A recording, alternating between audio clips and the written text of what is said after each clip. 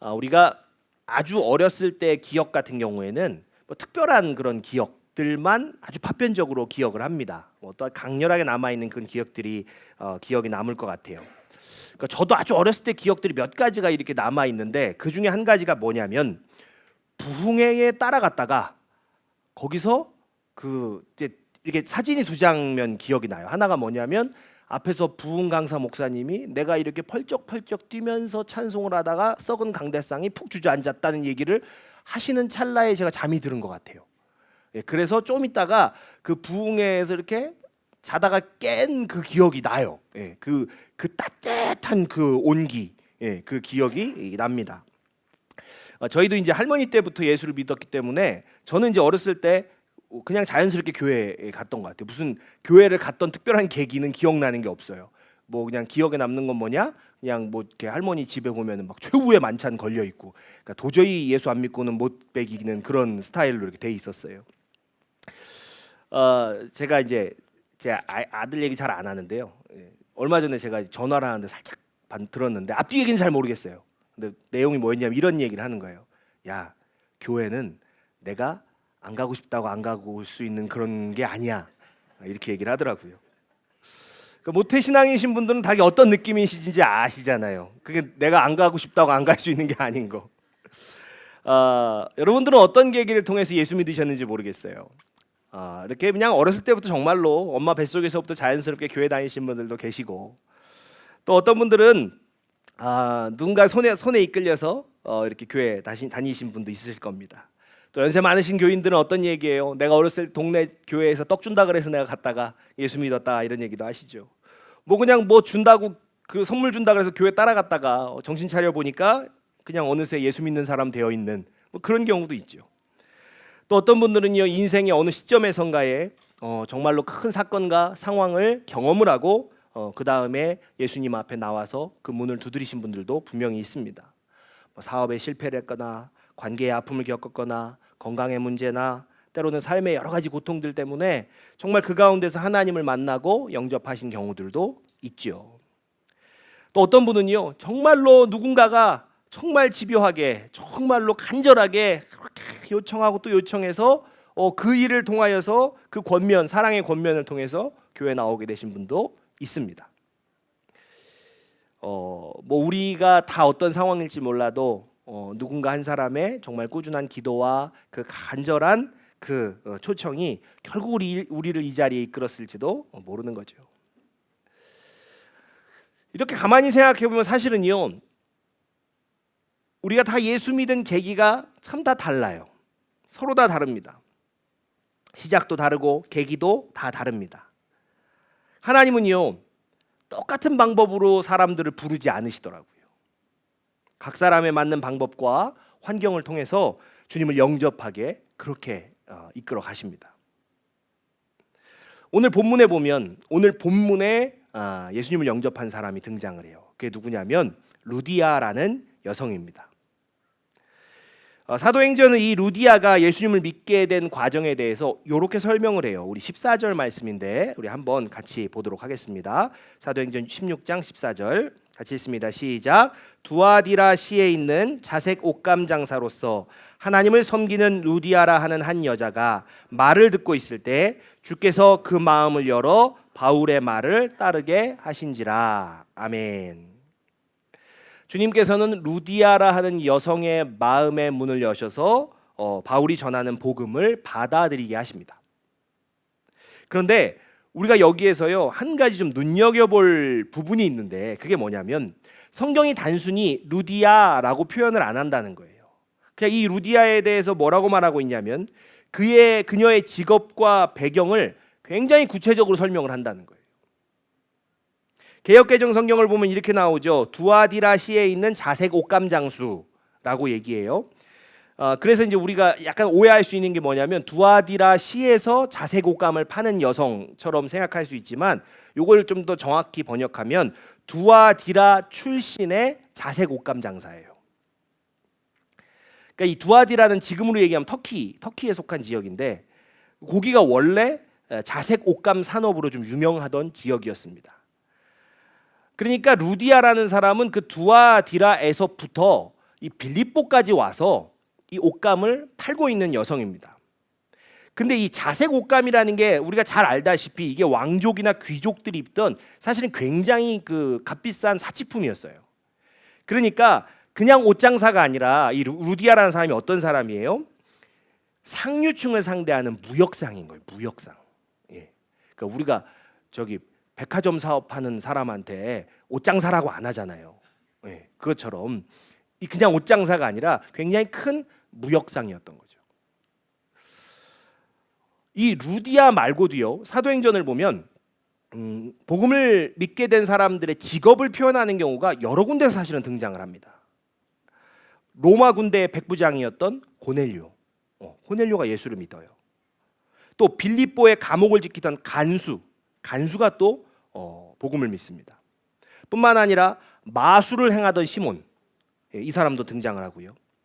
에베소에서는 은으로 우상을 만들던 데메드리오가 있습니다. 이 사람들을 좀 정리해 보면 어때요? 백부장은 공무원이죠, 공무원. 군무원이겠죠. 공무원이에요. 그러면 그 감옥을 지키던 간수는 교정직 공무원이에요. 그렇게 되는 거죠. 마술을 행하던 시몬은 이제 무속인이 되겠죠. 은으로 우상을 만들던 데메드리오는 뭘까요? 이 사람은 이제 장인이죠. 기술자이면서 자영업자 이렇게 되는 거죠. 그러니까 사도행전을 보면 사실은 어떠냐면 복음이 굉장히 다양한 사람들에게 전해졌음이 이 사도행전에는 나타나 있는 것입니다. 그 복음이 전해졌고 또 그 다양한 사람들이 또 다양한 모습으로 복음을 받아들였죠. 그런데 이제 그 가운데서도 이 루디아는 조금 더 특별한 거예요. 어떤 부분이 특별한 것이냐면 여성이라는 거예요. 여성. 여러분 앞서서 언급된 뭐 그 주옥 사람들 가운데 사실은 유일한 여성일 뿐만 아니라 이 여성 중에서도 경제적으로 독립된 여성이라는 거예요. 그러니까 당시의 시대상을 볼 때 또 당시 사회적으로 그 여성들의 지위를 볼 때 이 루디아는 굉장히 이례적이고 눈에 띄는 인물이었다는 거죠. 자, 그래서 그 그녀의 남다름이 사실은 15절에도 나타나는데요. 사도행전 16장 15절을 세 번역으로 한번 보겠습니다. 자, 같이 읽겠습니다. 시작. 그 여자가 집안 식구와 함께 세례를 받고 나서 나를 주님의 신도로 여기시면 우리 집에 오셔서 묵으십시오 하고 간청하였다. 그리고 우리를 강권해서 자기 집으로 데리고 갔다. 아멘. 그러니까 루디아는 그 자기 자신 한 사람에서 멈추지를 않고 자신의 가족들까지 다 그 복음 안으로 다 초대를 하는 겁니다. 사도행전을 보면요, 이게 대부분 어떠냐면 남성들이 예수를 믿고 그 남성들이 자기 집에 가서 자기 가족들을 다 세례를 받게 하고 예수를 믿게 하는 이런 흐름이에요. 그런데 이 장면은 그 흐름이 완전히 반대가 되는 거예요. 여성 루디아가 예수를 믿고 그 가족들을 다 예수 믿게 하는 그 흐름이 완전히 반대인 거죠. 여러분 사실은 여기에서만요 여성 루디아가 중심이 돼가지고 자기 가족들에게 복음을 전하는 장면, 예수를 영접하는 장면이 등장을 하는 거예요. 그러면 이 사도행전에서는 바로 이 루디아를 통해서 이 루디아가 복음을 믿는 이 과정을 통해서 도대체 무엇을 나타내고자 했냐 하는 거죠. 사도행전은요 복음이 유대인들을 넘어서 이방인에게까지 전해져가는 흐름을 기록을 합니다. 그러니까 아주 분명하게 보여줘요. 그런데 이 확장의 흐름 속에서 루디아가 등장을 한다는 거죠. 그러니까 그녀의 그 복음을 믿는 과정은 단순한 한 여성의 회심이 아니라 복음이 어디까지 어떻게 확장되어 가는지를 보여주는 상징적인 인물이었다는 거예요. 복음은 유대인들을 넘어서 이방인들에게 확장되어져 갑니다. 그리고 남성 중심의 구조를 넘어서 여성에게까지도 확장되어 가는 거죠.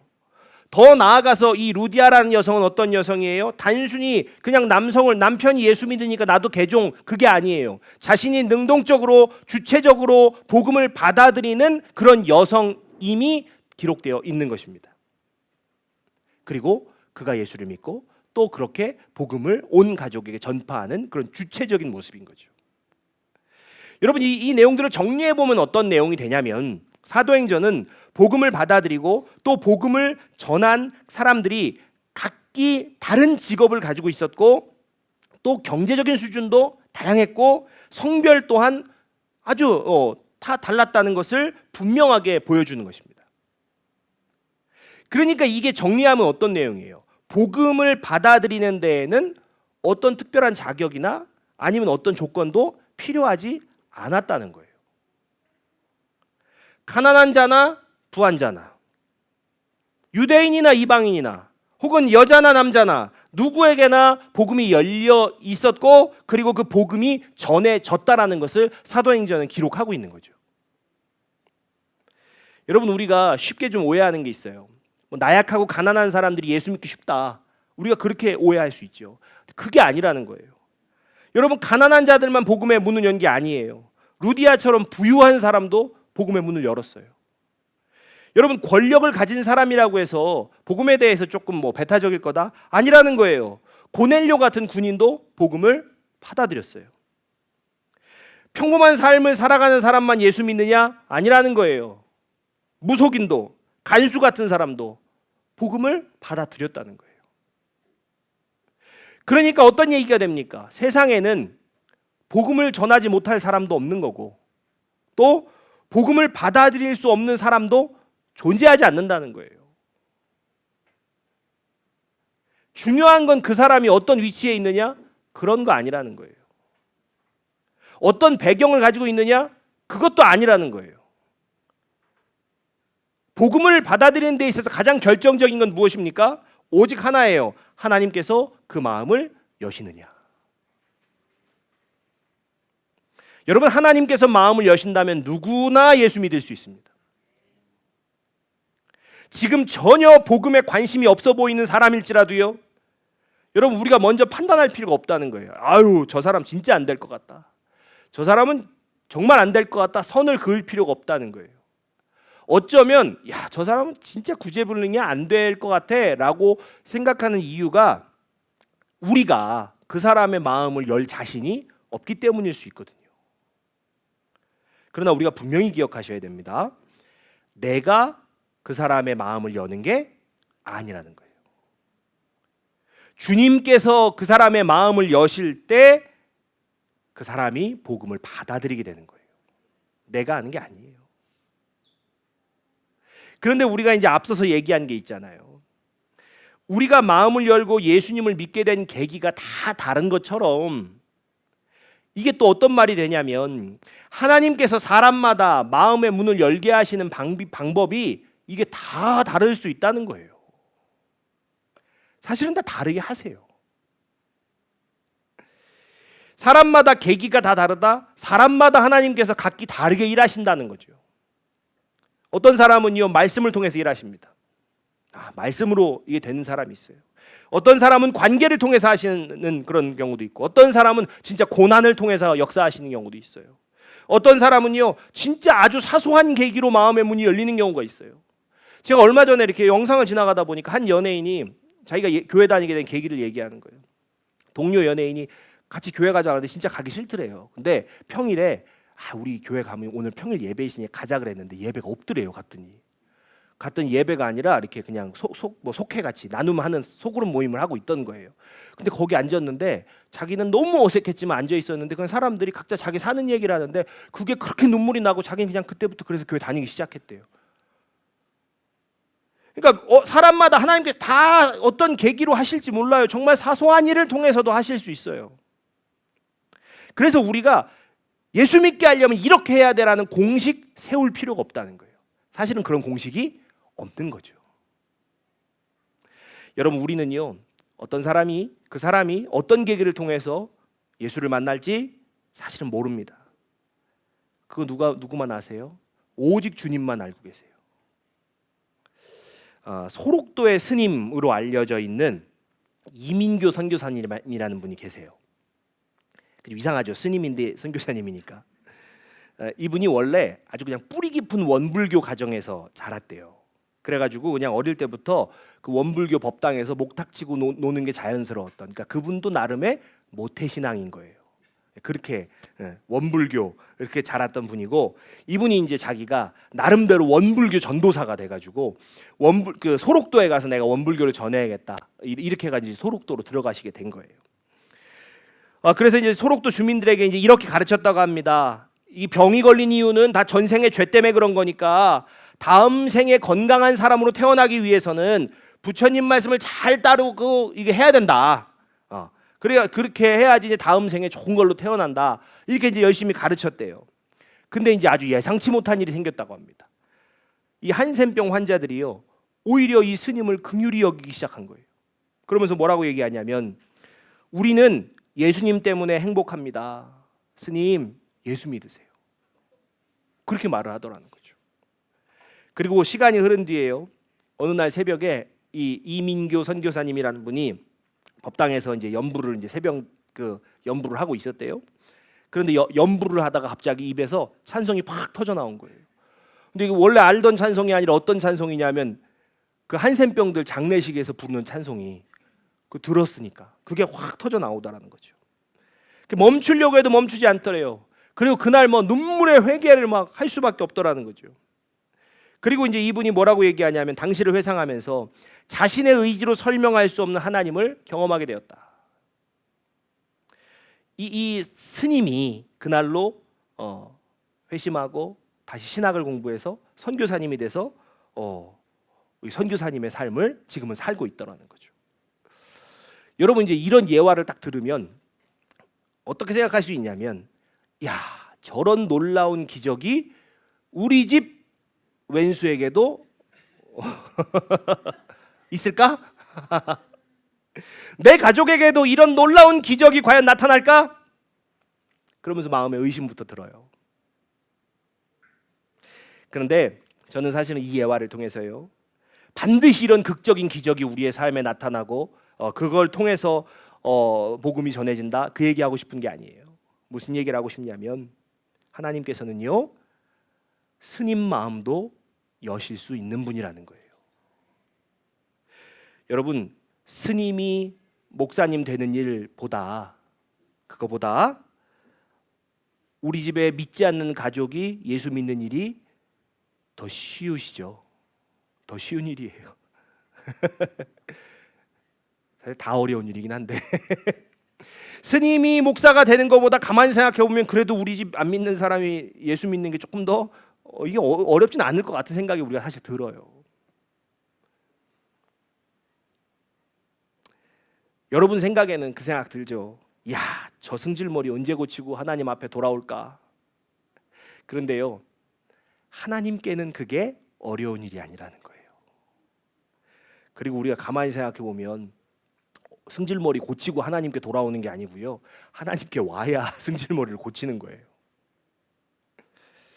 여러분, 우리가 기억하셔야 돼요. 우리는 어떤 사람입니까? 마음을 열게 하는 사람이 아니에요.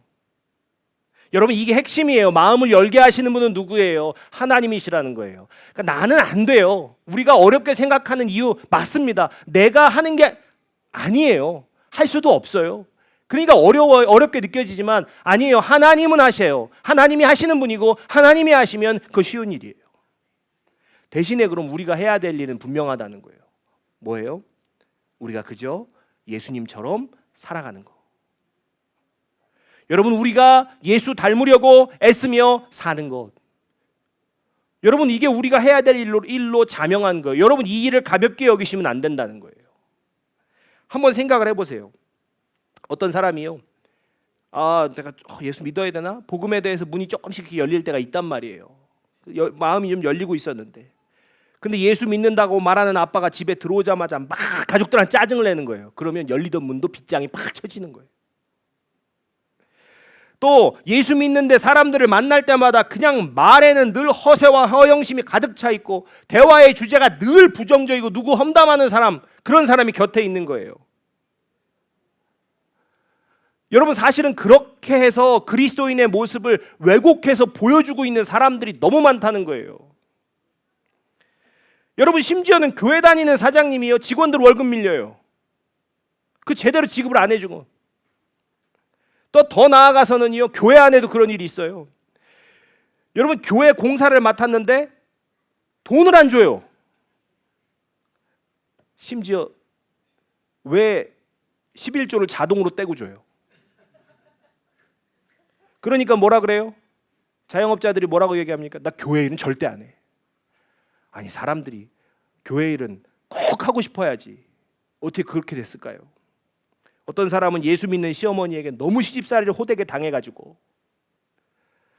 그러면 아주 교회라고 그러면 시어머니 생각나서 치가 떨린다고 얘기하는 사람들이 있어요. 여러분, 왜 우리가 지금 복음 전하기 어려운 시대를 살아갈까? 여러분, 좀 왜 그런지 이제 좀 보이지 않으세요? 왜 그런지 아시지 않겠어요? 여러분, 소록도에 그 스님으로 들어갔던 그분은 소록도의 그 어려운, 그 몸이 아프고 남이 보기에는 처참해 보이는 그 분들에게서 무엇을 보았습니까?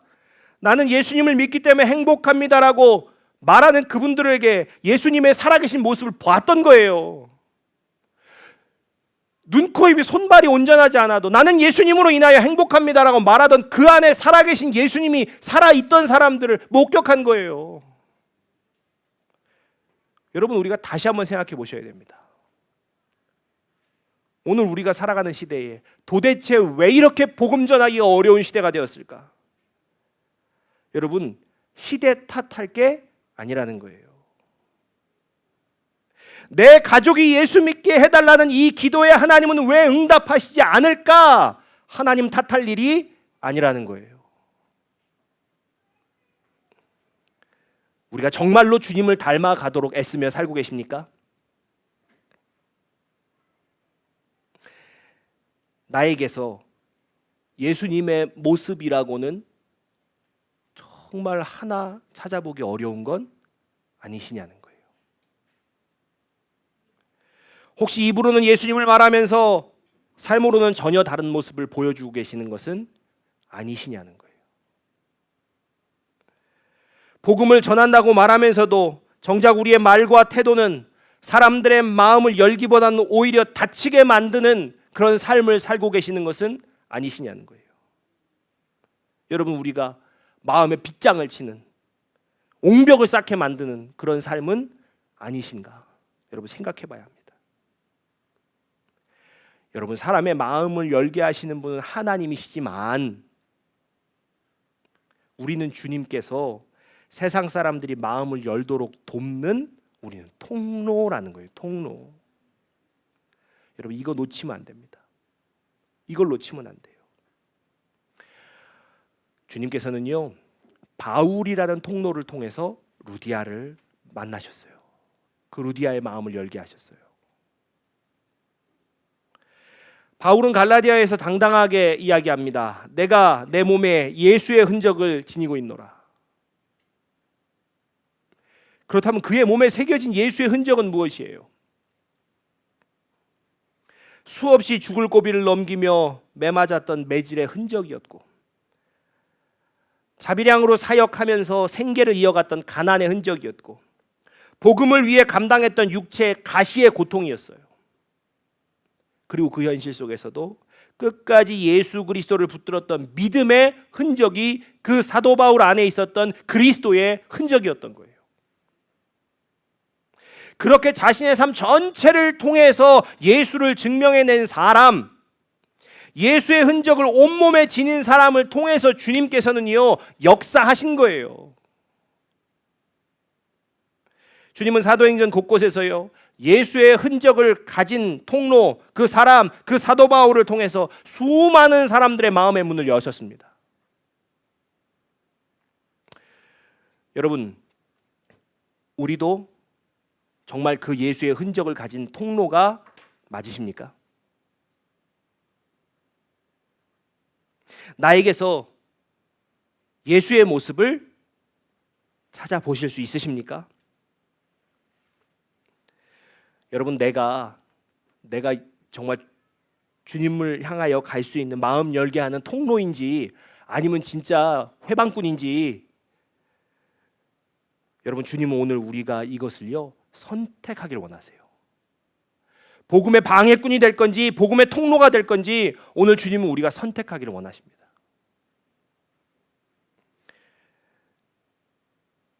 여러분, 예수님처럼 살아가려는 사람, 예수님을 닮기 위해 애쓰는 사람, 그 사람은 반드시 복음의 통로가 될 줄로 믿습니다. 그리고 내가 그렇게 복음의 통로가 되면 주님께서는요 한 영혼 한 영혼의 마음을 열어 가실 거예요. 여러분, 우리 존재 자체가 누군가에게 복음의 통로가 되시기를 주의 이름으로 축복합니다. 주님께서 우리의 삶을 사용하셔서 아직 마음을 열지 못하는 그 한 영혼, 또 그 한 영혼, 또 그 한 영혼의 문을 여시는 그 축복이, 그 은혜가 우리의 삶에 가득하시기를 주의 이름으로 축복합니다. 우리가 찬양하고 기도하겠습니다.